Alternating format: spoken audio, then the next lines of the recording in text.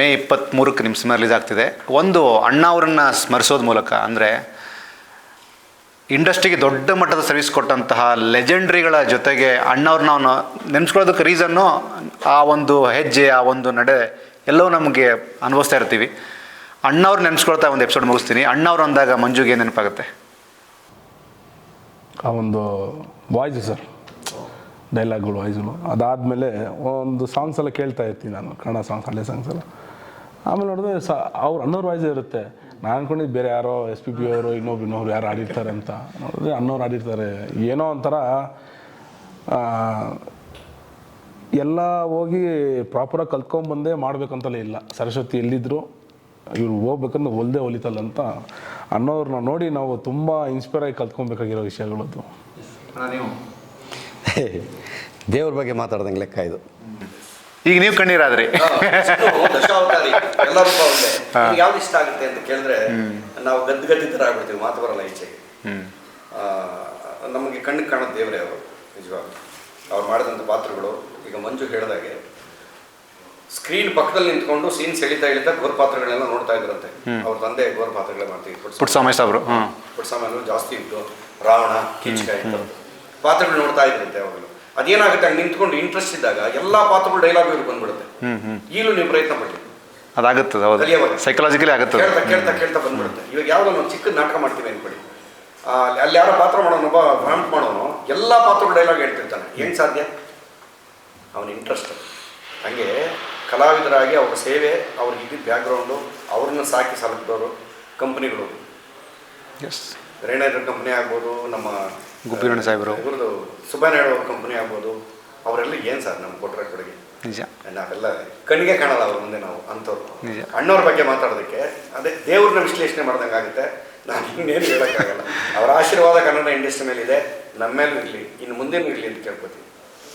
ಅಣ್ಣವರು ನಿರ್ಮಾಪಕರು, ಅನ್ನದಾತರು ಅಂತಿದ್ರು. ಅನ್ನದಾತ ಏನಂತೀರಿ? ಈಗ ಸರ್, ಡಾಕ್ಟರ್ ರಾಜ್ಕುಮಾರ್ ಸರ್ ಬಗ್ಗೆ ಮಾತಾಡೋಕ್ಕೆ ನಾನು ತುಂಬ ಚಿಕ್ಕವನು, ಬಟ್ ನಾನು ತುಂಬ ಅಭಿಮಾನಿ. ಆ್ಯಕ್ಚುಲಿ ನಾನು ನಿಜವಾಗ್ಲೂ ಈ ಕ್ಷಣದಲ್ಲಿ ಅವ್ರನ್ನ ನಿಜವಾಗ್ಲೂ ಮಿಸ್ ಮಾಡ್ಕೊಳ್ತೀನಿ. ಏನು ರೀಸನ್ಗೆ ಅಂದರೆ ನನಗೀಗ ಒಂದು ಸಿನಿಮಾ ಮಾಡೋ ಶಕ್ತಿ ಇದೆ.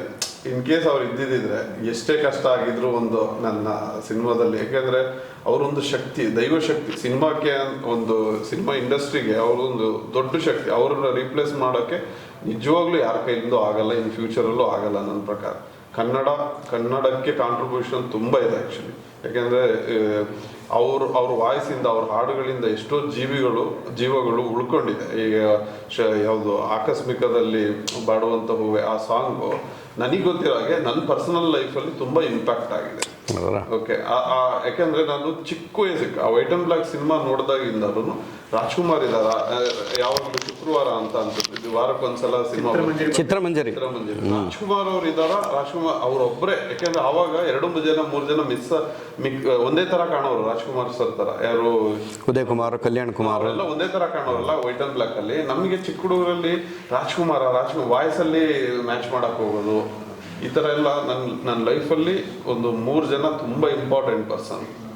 ಅದರಲ್ಲಿ ನಿಜವಾಗ್ಲೂ ಫಸ್ಟ್ನೇ ಪ್ಲೇಸೇ ಡಾಕ್ಟರ್ ರಾಜ್ಕುಮಾರ್ ಅವರು.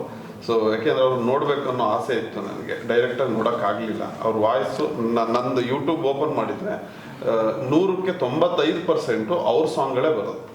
ಡಿವೋಷನಲ್ ಸಾಂಗ್ ಆಗ್ಬೋದು, ಅವ್ರ ಎಮೋಷನಲ್ ಸಾಂಗ್ ತುಂಬ ಇಷ್ಟಪಡ್ತೀನಿ.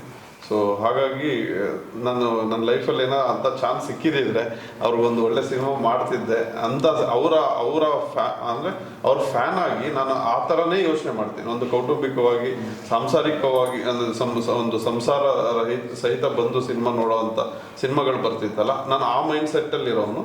ಬಟ್ ಈಗಿನ ಕಾಲಕ್ಕೆ ಏನು ಅಪ್ಡೇಟ್ ಆಗಬೇಕು, ಅದೇ ಏನು ಬೇಕು, ಆ ಕ್ವಾಲಿಟಿ ವಿತ್ ಒಂದು ಈಗಿನ ಒಂದು ಟ್ರೆಂಡ್ ಎರಡನ್ನೂ ಇಟ್ಕೊಂಡು ಸಿನಿಮಾ ಮಾಡಬೇಕು ಅನ್ನೋ ಆಸೆ ಇತ್ತು. ಬಟ್ ಈಗ ಆಗಲ್ಲ.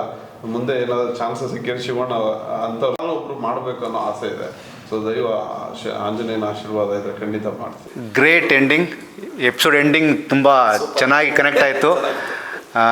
ಮೇ 23ಕ್ಕೆ ನಿಮ್ಮ ಸಿನಿಮಾ ಕುಲದಲ್ಲಿ ಕೀಳಾವುದು ದೊಡ್ಡ ಮಟ್ಟಕ್ಕೆ ಯಶಸ್ವಿಯಾಗಲಿ. ನಿಮ್ಮೆಲ್ಲರ ಶ್ರಮಕ್ಕೆ ತಕ್ಕಂಥ ಪ್ರತಿಫಲವನ್ನು ದೇವರು ಕೊಡಲಿ, ಎಲ್ಲ ಅಭಿಮಾನಿಗಳಿಗೆ ಕೊಡಲಿ ಅಂತ ಸುದ್ದಿ ಮನೆಯ ತಂಡದಿಂದ ಕೇಳ್ಕೊತೀನಿ. ಥ್ಯಾಂಕ್ ಯು ಸೊ ಮಚ್, ಎಲ್ರಿಗೂ ಥ್ಯಾಂಕ್ ಯು. ಇದಿಷ್ಟು ಕುಲದಲ್ಲಿ ಕೀಳಾದು ಚಿತ್ರತಂಡದ ಮಾತು. ಸಿನಿಮಾವನ್ನು ಎಲ್ಲರೂ ತಪ್ಪದೆ ಚಿತ್ರಮಂದಿರದಲ್ಲಿ ನೋಡಿ, ಯಾವುದೇ ಕಾರಣಕ್ಕೂ ಪೈರಸಿ ಕಾಪಿ ಬೇಡ. Thank you so much.